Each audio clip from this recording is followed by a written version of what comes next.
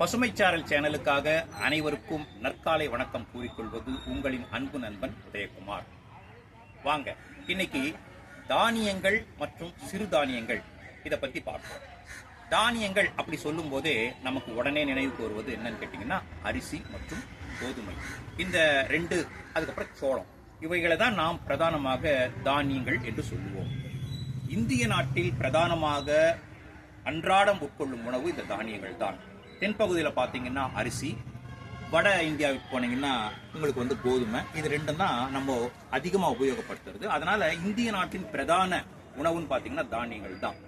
சரி, இப்ப சமீப காலத்துல தானியங்களை விட சிறுதானியங்களை எடுத்துக்கோங்க, இது உங்களுக்கு நீரிழிவு நோய் வராம தடுக்கும், இது உங்களுக்கு இதயம் சம்பந்தப்பட்ட நோய் வராம தடுக்கும், இது உங்களுக்கு எல்லா விதத்திலும் நல்லது செய்யும் அப்படின்னு சொல்லிட்டு பரவலா ஒரு கருத்து நிலவிட்டு வருது. சரி, இதுல எது உண்மை, இதுக்கு ரெண்டுக்கு என்ன வித்தியாசம் அப்படின்னு சொல்லிட்டு பார்த்தோம்னா, கோதுமை எடுத்துக்கிட்டாலும் புரதம் இருக்கு, அரிசியை எடுத்துக்கிட்டாலும் புரதம் இருக்கு, அதே மாதிரி சிறுதானியங்கள் எடுத்துக்கிட்டாலும் புரதம் இருக்கு. அதே மாதிரி கலோரிகள் என்று சொல்லக்கூடிய சக்தியை தரக்கூடிய ஒரு கலோரிகள் எல்லாவற்றிலுமே 300 to 350 வரை இருக்கு. நீங்க தானியங்கள் எடுத்துக்கிட்டாலும் சரி, இல்ல சிறுதானியங்கள் எடுத்துக்கிட்டாலும் சரி, கலோரிகள் மாத்திரம் மாற்றமே இல்லாம 300 ஆரம்பித்து 350 வரை இந்த கலோரிகள் இருக்கிறது. இதில் எந்த விதமான மாற்றமும் இல்லை. அதனால் நீங்க சிறுதானியங்களை எடுத்துக்கிட்டாலும் சரி, தானியங்கள் எடுத்துக்கிட்டாலும் சரி, கலோரிகள்ல எந்த விதமான மாற்றம் வராது.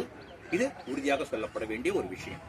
சரி, எங்க வித்தியாசம் வருது அப்படின்னு கேட்டீங்கன்னா, நான் சொன்ன புரதம் பாத்தீங்களா, கோதுமையில ஒரு அளவு இருக்கும், அரிசியில ஒரு அளவு இருக்கும், சிறுதானியங்கள ஒரு அளவு இருக்கும். ஆனா புரதம் கண்டிப்பா இருக்கும். முன்ன பின்ன கொஞ்சம் அளவு மாறுபடும். கிட்டத்தட்ட 7% இருந்து ஒரு 8, 9, 12 வரைக்கும் போயிட்டே இருக்கும். இந்த மாதிரி சதவீதம், புரதம் சதவீதம்.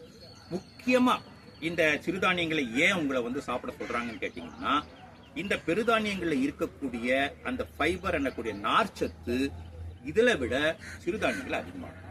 சிறுதானியங்கள்ல கண்டிப்பா நார்ச்சத்து கண்டிப்பா எல்லாத்துலயுமே பெருதானியங்களை விட அதிகமாக தான் இருக்கு. அதனாலதான் உங்களை என்ன சொல்றாங்கன்னு கேட்டீங்கன்னா, இந்த சிறுதானியங்களை பழக்கப்படுத்திங்கன்றாங்க. ஏன்னா நார்ச்சத்து என்பது பசியை போக்கும், ஆனால் அதிகமான அந்த மாவுச்சத்தை சேர விடாமல் தடுத்து அது வெளிக்கொண்டு விடும்.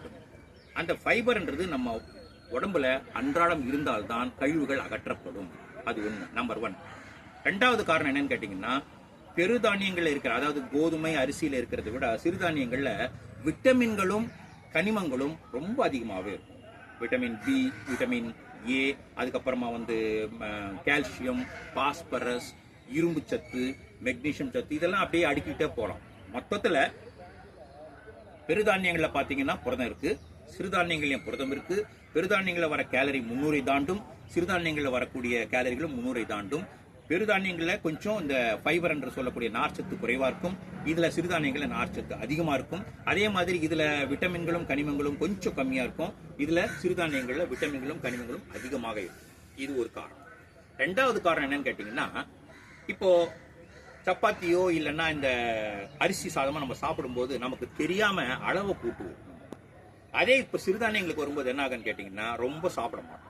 அதாவது ஆட்டோமேட்டிக்கா நமக்கு தெரியாமையே இந்த பெருதானியங்களோட அளவை விட இது குறைவா தான் சாப்பிடும். அப்ப என்ன ஆகுன்னு கேட்டீங்கன்னா, உங்க மீல் சைஸ், அதாவது நீங்க உட்கொள்ளக்கூடிய ஆகாரத்தின் அளவும் கணிசமாக குறைகிறது. அப்படி குறைக்கும் போது என்ன ஆகுன்னு கேட்டீங்கன்னா, இந்த மாவுச்சத்து உள்ள போய் பிளட்ல இன்ஜெக்ட் ஆகி சுகரை அதிகப்படுத்துற ஒரு வாய்ப்பும் அங்க கம்மியாகுது. இதுதான் ஒரு சூத்திரம்.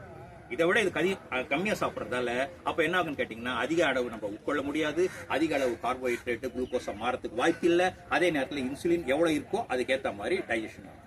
அப்போ உங்களுக்கு சுகர் குறைஞ்ச மாதிரி இருக்கும், அதே மாதிரி பிபி குறைஞ்ச மாதிரி இருக்கும். இதுதான் காரணம். இதுல இப்ப நீங்க நல்லாவே புரிஞ்சிட்டு இருப்பீங்க, தானியத்துக்கும் சிறுதானியத்துக்கும் உள்ள வித்தியாசம் இதுதான்.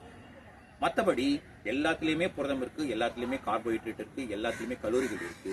எங்க வித்தியாசம் கேட்டீங்கன்னா, இந்த நார்ச்சத்துல தான் மெயின் வித்தியாசம். அதே மாதிரி விட்டமின்கள் மற்றும் கனிமங்கள்ல தான் வித்தியாசம் என்ற ஒரு அருமையான பதிவை உங்களிடையே பகிர்ந்து கொண்டு ஒளிப்பதிவாளர் நீலகண்டனுடன் விடைபெறுகிறேன். நன்றி, வணக்கம். அதே போல் இந்த நிகழ்ச்சியை உங்களுக்கு இங்கே வழங்கி கொண்டிருப்பவர்கள் ஆவடி பசுமை பூங்காவின் பிரதான வாயில் எதிரே இருக்கும் பில்லா ஏர் ஸ்டைல்ஸ் என்றவர்கள் வழங்கிக் கொண்டிருக்கிறார்கள். மீண்டும் அடுத்த பதிவில் சந்திப்போம். நன்றி, வணக்கம்.